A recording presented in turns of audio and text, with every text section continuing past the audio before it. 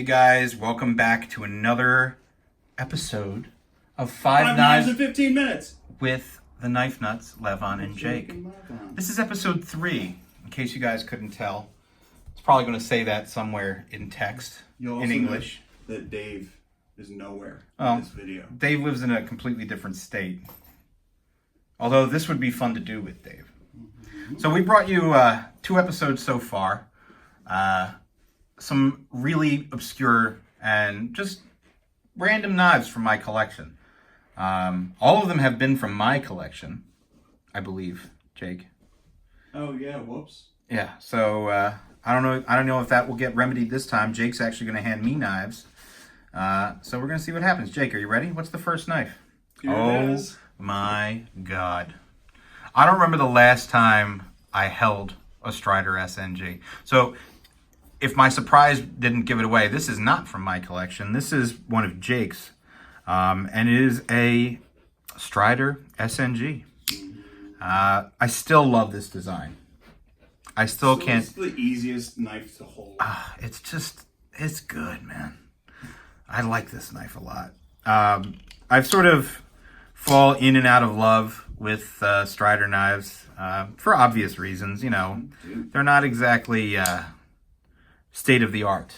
That's not what sells. Yeah, Strider. but this is a particularly good one. I mean, if you're gonna have an SNG, like this is the way you want to have it. You want the Lego texture here. You want Tighe stripe S30V, I assume S30V, and then you have the flamed lock side with the weird clip. From the middle generation, something. Yeah, this is when they said Strider. Yeah, it's not super new and it's not old either. Oh, and it's a solid one too. A little bit of actually. That's another knife that went to Great Britain and came back. So this was in England and came back. This is probably a rare sight in Great Britain. Oh yeah, it's also quite illegal in many parts of that country. So carrying that thing in London. I always admired the construction of this. They're very, very strong. The way that the G10 is milled was very. It was state of the art at the time. Like you didn't see knives like this. I mean, when did these start to come out? Like, I mean, the SMF, the SNG, late 90s? Late 90s. Yeah. So, I mean, we're talking about a design that is, an icon. It's always surprised me that construction method didn't catch on more, where the scale is also the backspacer, and it's sort of two pieces in that way. Yeah. I mean, this is a very cool knife. I kind of miss one. Should I get another SNG? Absolutely. No, I don't think I'm going to do that. All right, what else you got for me? That's a cool one. Haven't seen that in a long time. What else you got? Jesus, we're going to do fixed blades now? Mm-hmm. Oh my gosh. Well, this is mine. I happen to know what this is. This is an Aaron Frederick trash Panda. Well, this is the original trash Panda, right? Yeah, at first it wasn't a line of knives. Models. It's so oily. I oiled the hell out of this because it is 3V, and 3V will just disintegrate if you don't disintegrate something with it, right? It's not as bad as M4. That's all I can say. The 3V. The first thing that caught me when first time I met Adam was actually in a bar outside of the hotel at the Westin. Is it at the Westin? Where were we? It was a knife show of some sort. And Jake, you weren't with me. You were asleep as usual. And John Gray actually introduced me to Aaron Frederick. And I was curious because I wanted to see this particular fixed blade. And Aaron takes it out of his bag and hands it to me. And I'm like, Jesus Christ, look at the size of this thing. It is enormous. Hopefully this video is bringing that out. But it's probably a 5.5 inch blade. Oh, it's a monster. It's a monster of a blade. Aaron makes these all by hand. I think the original plan was to have these all water jetted so that he could just grind them and finish them up. But he ended up making them all by hand. So he cuts them out by hand. He finishes them beautifully. I have to say, like, the stonewash on here is super nice. It's really sharp. This thing has been beat up too, and there's like not a mark on that edge. Like Yeah, we've batoned with this. We've done all sorts of crazy shit with this. That was the whole brand statement for Trash Panda was less expensive but most importantly, just beat up knives. What did Take these it out cost? and do whatever you want. 200? They were under 300, and I think the price of steel went up a little bit, and they might have just 275. I think. Yeah, they were 275. It's a lot of knife for the money. I mean, you can do anything you want to do with this knife. It's a huge chunk of 3B. One of the conversations I had with him was like, I said, you know what? The place where I would use this knife most was to be in the kitchen. So what he did was he made a kitchen Panda. He did one of these with some really thin blade stock. What are those made out of? An AEBL, which is great. And I have a kitchen knife, a kitchen Panda that I use in the kitchen all the time. This is not the kitchen Panda because the knife is so big you cannot tell how thick this blade stock is. Yeah, it belies it. It makes you think that it's like here. Let's open up this SNG. You can see the blade stock is about exactly the same. What's 3 and what is it? What do you call that? 3. What's the blade stock? Move on. You've been doing this one for too long. Okay. Well, find me another knife, asshole.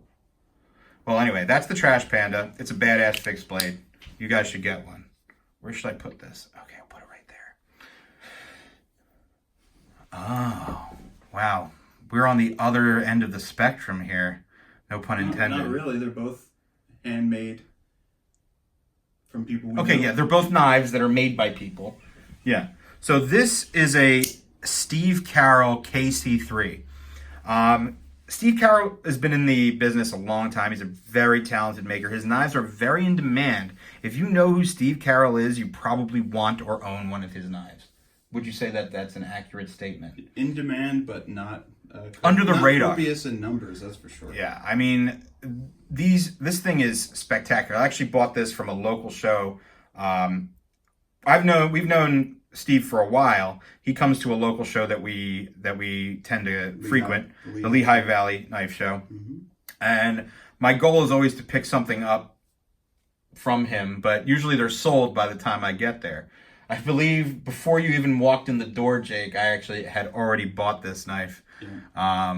And I love it. I can't see myself parting with it. The action is phenomenal. The jimping is actually staggered, so it actually moves. It comes from one end and meets in the middle, and then comes from the other end and meets on the middle as well. Has a fantastic action. He lives in Rhode Island, so they have very strict knife blade length laws. So all of Steve's knives are going to be 3 inches and under in blade length. Did you know that? More importantly, Dave would be screaming about Rhode Island. Rhode Island. Yeah, Dave would be very excited. He's not here, so we're not even going to mention that. I actually, last Thanksgiving, I actually almost thought I was going to have to put myself in the hospital because I cut myself so badly with this knife.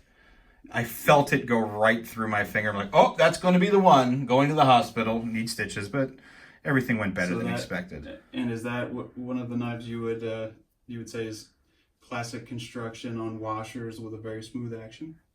Is this on washers or bearings? That's why I was asking you. It's your knife. I think it's on bearings. I thought it was on washers. I can't remember. Ready for another one? Yeah, this is a cool knife. Timascus pocket clip. Gotta have it. Why not? Really cool knife. Oh my god, this is a special one. Wow, this is the most expensive 5 knives in 15 minutes we've done already. Of all of these episodes. Of all 3 of them, this is certainly the most expensive overall episode. Some of these knives you're going to have a hard time getting to, but going to this knife, this is a weird one. So this is, at first glance, it's a Brian Tighe Tiebreaker. I'm sure a lot of you guys are familiar with Brian Tighe. Does some awesome designs.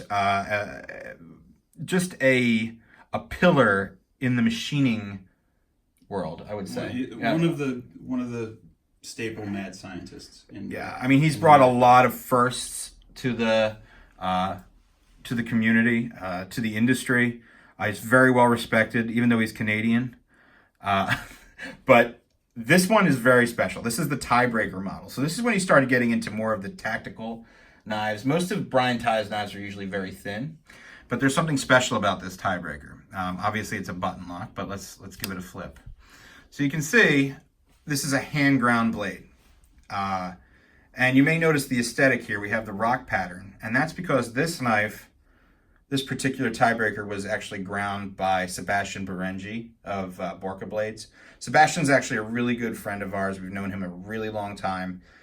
What's interesting about this knife is when Sebastian got the call that he was going to be doing a couple blades. He got the call from Brian Tighe to do a couple blades for him. I was actually sitting next to him in the bar. And he was like, we're going to do a couple knives with Brian Tighe. I thought that's pretty cool. Yeah, that's my Sebastian Berengi impression. I'd say it's actually pretty accurate. Pretty cool. It's a badass knife. I mean, this thing is just mean. So this is the Borka Tiebreaker is what I call it. I don't think he did many of them. I know he did a couple in auto, and this is one of the manual ones. The manual ones are much harder to come by. Yeah, I actually, I wanted this knife so bad. By the time I got to the show, they were all gone. Little did I know that Sebastian actually put one away for me, and I was very excited. So I went from really excited to sad to incredibly elated, and it's a knife that's never leaving my collection because it just means that much to me. So are you ready for your 5th knife? Yeah, absolutely. Oh my gosh. On the other end of the price spectrum, this is actually a very new knife to the world and to us. If you guys follow us on Instagram or the profile that I specifically run, the Knife Nuts podcast one, I actually posted a couple of budget knives that I received from this company yesterday. And the company is called QSP. I really don't like the name. I'm going to put that out there. It sounds like, if you guys know the old school breakfast cereal Quisp, I just want to call them Quisp knives all the time. But of the 3 knives that were sent to us, this one really, really stood out to me. First things first, I think these knives cost, when they're going to be available, I don't know, but they're going to be available on Amazon or so. They're going to cost around $56, which is, budgety. But it's a tough world right now with Civivi and Tangram and even the Kaiser stuff. This one kind of stood out to me, and I think it's going to make a lot of people happy. Check out the action here. That is running on bearings.